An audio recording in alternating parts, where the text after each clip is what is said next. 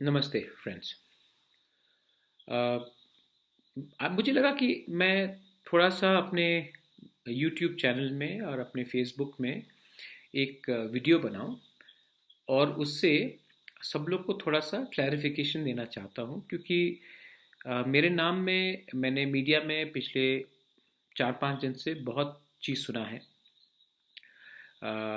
और मेरे नाम में किसी लोगों ने मेमोरेंडम भी दिया है गवर्नर को कि मुझे ईडीसी का इंचार्ज बनाया जाए।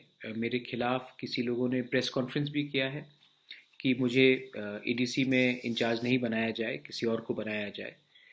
सबसे पहले मैं एक क्लैरिफिकेशन देना चाहता हूँ कि मैं कोई पोजीशन या पोस्ट में इस समय इंटरेस्टेड नहीं हूँ। मैंने अपना तिपरा मोथा शुरू किया और मैंने कांग्रेस पार्टी से सितंबर 24, 2019 में मैंने रिजिग्नेशन दिया था, जब मैं प्रेसिडेंट था। और उस समय मैंने जब रिज़ाइन किया था तो मैंने एक चीज़ बहुत क्लियरली कहा था कि मैं अपने आइडियोलॉजी, अपने प्रिंसिपल और मैं करप्शन के खिलाफ हूँ, और मैं ये तीन चीज़ में मैं कॉम्प्रोमाइज़ नहीं कर सकता। मैं जो बात मैंने अपने लोगों को बोला है, मैं उससे पीछे नहीं जा सकता हूँ। और मैं अपना ज़बान का पक्का हूँ, मैं करप्शन को हैंडल नहीं करूँगा। अपना आइडियोलॉजी और अपना प्रिंसिपल को मैं डाइल्यूट नहीं कर सकता हूँ। और मैंने कांग्रेस के पद से उस समय रेजिग्नेशन दिया। उसके बाद बहुत कांग्रेस के बड़े बड़े लीडर लोगों ने प्रेस कॉन्फ्रेंस किया मेरे खिलाफ, कहा कि मेरे संग बीजेपी का एक अंडरस्टैंडिंग है और मैं बीजेपी ज्वाइन करने वाला हूँ। बहुत लोगों ने क्या क्या कहा मेरे खिलाफ। मैंने बीजेपी ज्वाइन नहीं किया। इनफैक्ट जब सिटीजनशिप अमेंडमेंट एक्ट हुआ तो बीजेपी, जो दिल्ली में जो सरकार उन्होंने पास किया था, मैंने उसी सरकार के खिलाफ आंदोलन लॉन्च किया। और आज भी मेरा केस सुप्रीम कोर्ट में है गवर्नमेंट ऑफ इंडिया के खिलाफ कि ये सिटीजनशिप अमेंडमेंट एक्ट हमारे हित में नहीं है। जब मैंने तिपरा मोथा शुरू किया था तो मैंने कहा था कि मैं पॉलिटिक्स से हट के अपने तिपरासा लोगों के, अपने अपने त्रिपुरा के लोगों को मैं हेल्प करना चाहता हूँ, उनका सेवा करना चाहता हूँ। मुझे इस गंदगी से, इस पॉलिटिक्स से, जहाँ में कोई यहाँ में झंडा लगाता है, कोई उसका झंडा उखाड़ता है, मैं उसमें नहीं गिरना चाहता हूँ। और मैं सेवा करना चाहता हूँ अपने लोगों का। मैं थक गया हूँ इस गंदे करप्शन से। तो मैंने तिपरा शुरू किया, the indigenous progressive regional alliance. जब मैंने पहले कहा था कि पुइला जाति उलो पार्टी, तो बहुत बड़े बड़े लीडर्स लोगों ने कहा था कि ये क्या है पुइला जाति उलो पार्टी, मतलब क्या है इसका। मैंने हमेशा कहा दौफा को आगे रखो, पॉलिटिक्स को पीछे रखो, लेकिन ये लोग ने विश्वास नहीं किया। लेकिन जब से तिपरा शुरू हुआ है, हमने चार चीज किया। अपने ब्रू रिपैट्रिएशन इशू में हमने अपने ब्रू लोगों के साथ, हमने पहले कहा था, बाद में भी कहा, और अपने सिद्धांत पे रहे। और आज ब्रू रिहेबिलिटेशन का पैकेज हुआ है जिसमें त्रिपुरा भी शामिल है।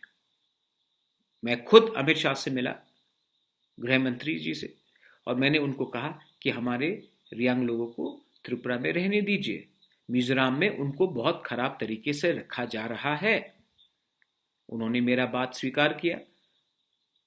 और नरेंद्र मोदी जी ने और अमित शाह ने खुद पार्लियामेंट में ये कहा है और पब्लिक रैली में कहा है कि हम अपने रियांग को त्रिपुरा में अब एक सम्मान का जिंदगी देना चाहते हैं। बस बात खत्म, कोई पॉलिटिक्स नहीं है। मैंने अपने रियांग लोगों के लिए बात किया, कोई पॉलिटिक्स नहीं किया। उसके बाद सिटीजनशिप अमेंडमेंट एक्ट हुआ। जो लोग इतना कंप्लेन करते हैं, जो लोग इतना बात करते हैं, नेता लोग इतना बात करते हैं, सीएए में सिर्फ पताल कन्या और मैंने ही केस फाइल किया है। तो उसमें भी हमने अपना सिद्धांत में ही केस फाइल किया। आज भी ये केस चल रहा है और मैं आशा करता हूं कि एक दिन आएगा जब सीएए हमारे त्रिपुरा में लागू नहीं होगा। तीसरा चीज, एनआरसी। एनआरसी में विजय कुमार रंखल, आईएनपीटी का जो चीफ है, मैं और रंजीत देव वर्मा ने एनआरसी का केस फाइल किया कि त्रिपुरा में एनआरसी होना चाहिए। जाति, धर्म के और भाषा में नहीं, लेकिन एनआरसी होना चाहिए, जैसे आसाम में हुआ है, और एक अच्छे तरीके से जहां में आप किसी को डिस्क्रिमिनेट ना करें।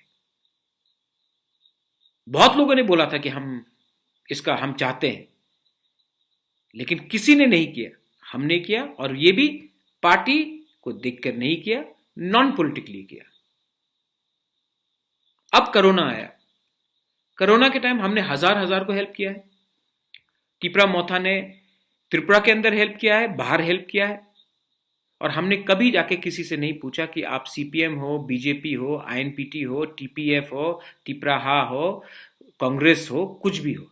हमने जाकर सिर्फ अपने तिपरासा को देखा है, और इस तिपरासा में मोग है, चाकमा है, काइपेंग है, रांगखोल है, सब है, और मैंने सबको हेल्प किया। और हमने, टिपरा मोथा ने सबको हेल्प किया। कहीं जाकर नहीं किसी से बोला कि आपका पार्टी क्या है, आपका दल क्या है, तभी हम आपको हेल्प करेंगे। ये झंडा लगाओ, ये झंडा लगाने के बाद आप हमारा नारा बजाओ, तभी हम आपको बेरमा देंगे या भात देंगे या रंग देंगे। हमारे बहुत लोग बाहर फंसे थे, जहां जहां क्षमता हुआ अपने पॉकेट से हमने लाया, अपने पॉकेट से। कोई धार्मिक ऑर्गेनाइजेशन या पॉलिटिकल ऑर्गेनाइजेशन से 1 रुपया नहीं लिया, हम लोग ने अपने क्षमता में किया। तो जब ये बात फैलता है और ये बात आता है कि बुबागरा को आप ये बना दो, हम बुबागरा को नहीं चाहते हैं, ये नहीं होगा, अरे मुझे इस राजनीति में आप क्यों तानते हैं? मैंने पहले से कहा है, मुझे आपके गंदे राजनीति में नहीं पड़ना है। और जो लोग ने मुझे नॉमिनेट किया, मैं सबसे पहले थैंक यू बोलना चाहता हूं। मैं जानता हूं कि आप मुझे प्यार करते हैं, ठीक है, आई अप्रिशिएट। पतल कन्या ने मेरा नाम प्रपोज किया, मैं थैंक यू पतल। लेकिन पतल, मैं आपको बोलना चाहता हूं कि मैं 3-6 महीने में क्या करूंगा अपने त्रिपुरा के लिए? कुछ नहीं कर सकता। और जिसने मेरा विरोध किया, प्रेस कॉन्फ्रेंस हुआ, मैं पार्टी का नाम नहीं लूंगा, सब लोग जानते हैं, वहां में मेरे भी बहुत अच्छे दोस्त हैं।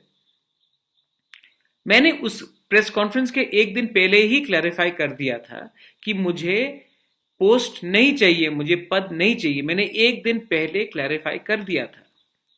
मैंने आपके लीडर से भी फोन में एक दिन पहले, प्रेस कॉन्फ्रेंस के एक दिन पहले फोन से बात करके मैंने कहा था, मुझे इस पोस्ट में इंटरेस्ट नहीं है, आप लोग को जो करना है आप लोग करिए। उसके बाद आपने प्रेस कॉन्फ्रेंस किया, क्या दरकार था? लेकिन आपने किया है, चलिए हो गया, मैं नाम नहीं लूंगा, लेकिन आप लोग को भी मेच्योरिटी दिखाना चाहिए। एंड लास्ट पॉइंट मैं सबको कहना चाहता हूं, ये आप लोग जो इतना पॉलिटिक्स इतना आपके अंदर खून में है, इस कोरोना वायरस के टाइम आपके 1-2 लीडर को छोड़कर, सब पार्टी से 1-2 लीडर को छोड़कर आपके एमएलए कहां हैं? मैं बात सुनता हूं कि आप गवर्नमेंट एम्प्लॉइज के सैलरी काट कर आप सरकार चलाएंगे। मैं पूछना चाहता हूं कि जो 60 एमएलएज है, उनको एमएलए फंड मिलता है, आप उनके एमएलए फंड से भी कुछ काट लीजिए, ठीक है? हमेशा ये एमएलए फंड का जो मैक्सिमम पैसा तो जाता है आपके पार्टी वर्कर को, आपके भांजे को, आपके नेफ्यू को, आपके कोई बहनोई को, आपके कोई रिश्तेदार को, आपके कोई कॉन्ट्रैक्टर को। आप ऐसा कीजिए, जो आपका एमएलए फंड आता है वहां से भी 5-10 लाख रुपया काट कर आप हमारे गवर्नमेंट के कर्मचारी का सैलरी क्यों काटना चाहते हैं? आप एमएलए फंड काटिए। वो एमएलए फंड का कुछ ऑडिटिंग होता है, किसी को मालूम है? किसी को मालूम नहीं। तो ये सब चीज है। और आपको अगर नेतागिरी इतना करना है, लाल बत्ती ऊपर चाहिए, गनमैन चाहिए बॉडीगार्ड के लिए, प्रद्योत माणिक्य को नहीं चाहिए ये सब। मुझे अगर अपने लोगों के लिए काम करना है, मुझे लाल बत्ती भी नहीं चाहिए, मुझे गनमैन भी नहीं चाहिए। मैं अपना काम कर रहा हूं, आप अपना राजनीति कीजिए, मैं अपना काम कर रहा हूं। और इस गंदे राजनीति में आप मुझे मत तानिए। मैं भी पॉलिटिक्स में था, मैं भी पॉलिटिक्स जानता हूं। ये समय पॉलिटिक्स का नहीं है। कोरोना से बहुत लोग आज अस्पताल में है, क्वारंटीन में है, बहुत लोगों का नौकरी चला गया है, हमारा इकोनॉमी बहुत मुश्किल में है। ये समय है हमको कंस्ट्रक्टिवली एक संग होकर अपने राज्य के लिए काम करने के लिए। आपको इलेक्शन का चिंता है भाई, और इलेक्शन में आप क्या करेंगे? झंडा गाड़ेंगे, कोई झंडा उखाड़ेगा, कोई ये बोलेगा, कोई ये बोलेगा, अरे ये एडीसी क्या होने वाला है, हमने तो डायरेक्ट फंडिंग मांगा था, आज तक डायरेक्ट फंडिंग मिला नहीं। सीए में आपका क्या पोजीशन है? एनआरसी में आपका क्या पोजीशन है? तो ये सब चीज भी तो है ना। आप डिमांड इलेक्शन के पहले करते हो, इलेक्शन खत्म, आपका डिमांड खत्म, आप लोग सब वीआईपी बन गए, ये नहीं चलेगा। आप लोग अपना काम कीजिए, तिपरा मोथा अपना काम करेगा। लास्ट में बहुत लोग आज भी बाहर फंसे हुए हैं। कोयम्बटूर से आज मुझे फोन आया, ऑलमोस्ट 50 लोग तमिलनाडु में कोयम्बटूर में फंसे हुए हैं। मुझे फोन आया गुवाहाटी में बहुत लोग फंसे हुए हैं, बहुत लोग पुणे में फंसे हुए हैं, पश्चिम बंगाल में फंसे हुए हैं। तो मैं अपील करता हूं स्टेट गवर्नमेंट से कि आपने इतने लोगों को वापस लाया है, हमने भी किया है, आप भी थोड़ा सा ये जो आखिरी के जो लोग हैं उनको लाइए, लेकिन उनको लाने के बाद प्रॉपर क्वारंटीन कीजिए, उसके बाद ही उनको गांव में भेजिए। क्योंकि क्वारंटीन टेस्टिंग के लिए आपको सिर्फ 48 आवर्स लगता है या 72 आवर्स। वो 3 दिन आप अगर उनको क्वारंटीन करके आपका रिजल्ट आ गया तो वो लोग अगर पॉजिटिव है तो क्वारंटीन इंस्टीट्यूशनल क्वारंटीन सेंटर में चले जाएंगे, और अगर नहीं है तो वो अपने गांव में जाकर रह सकते हैं। गांव में फैलाना, ये कोरोना फैलेगा नहीं। और मैं स्टेट गवर्नमेंट को भी रिक्वेस्ट करता हूं, मोदी जी ने खुद कहा है कि कोरोना को गांव में नहीं पहुंचना चाहिए। तो कोरोना को अगर आपको रोकना है तो जैसे लोग आएंगे आप उनको क्वारंटीन सेंटर में रखिए, टेस्टिंग कीजिए, टेस्टिंग अगर नेगेटिव रहा तब उनको गांव में जाने दीजिए। सिर्फ 2 दिन लगेगा या 3 दिन लगेगा, ये मेरा रिक्वेस्ट है। और आखिर में जो जो लोग ने मेरा सामने में मेरे पक्ष में कहा है, मैं थैंक यू बोलना चाहता हूं। आप चाहते हैं कि बुबागरा त्रिपुरा में एक ज्यादा बड़ा रोल ले, लेकिन मैं बड़ा रोल ले रहा हूं, और मैं बड़ा रोल ले रहा हूं नॉन पॉलिटिकली। बहुत लोगों ने मुझे कहा कि आप त्रिपुरा का ऑफिस खोलिए मेरे गांव में। मुझे मन में लगता है कि मैं ऑफिस खोल के क्या करूंगा? मुझे तो स्कूल, जो पहले से स्कूल है उसको हेल्प करना चाहिए। वो पैसा ऑफिस में क्यों डाले, वो पैसा स्कूल में डाले कि वहां में हमारे जो बच्चे तिपरासा है उनका भविष्य आगे जाए, उनको शिक्षा मिले, वो अपना अधिकार जाने। ये मेरा सिद्धांत है, और अगर मेरा सिद्धांत रहा तो मैं कुछ करूंगा। लास्ट में जो लोग मेरे खिलाफ हैं, अगर आप मेरे खिलाफ हैं तो डायरेक्टली आके बोलिए। मैं पीछे से किसी के ऊपर वार नहीं करता हूं, आप भी पीछे से अटैक मत करो। अगर आपको लगता है कि अगर बुबागरा उठेगा तो आपका भविष्य खत्म होगा, तो आप गलत फहमी में। मैं आपके खिलाफ नहीं हूं, मैं करप्शन के खिलाफ हूं, मैं अपने लोगों के अधिकार के पक्ष में हूं। अगर आपको लगता है कि इसके बाद भी मैं आपके खिलाफ में हूं तो हाँ, मैं शायद आपके खिलाफ हूं, क्योंकि आप तब करप्ट और हमारे तिपरासा के संग नहीं है। यही मेरा मैसेज है। मैं अपने तिपरा मोथा को बोलता हूं, रिएक्ट मत करो, अभी भी बहुत काम है। हमें अपने कामी में काम करना है, अपने दोफा में काम करना है, और थांचा चाहिए। थांचा होगा तो ये लोग सब समय में हट जाएंगे, हम लोग आएंगे। We will rise, we will be one, we are Tipra. बेलाइनो हमबाय। धन्यवाद।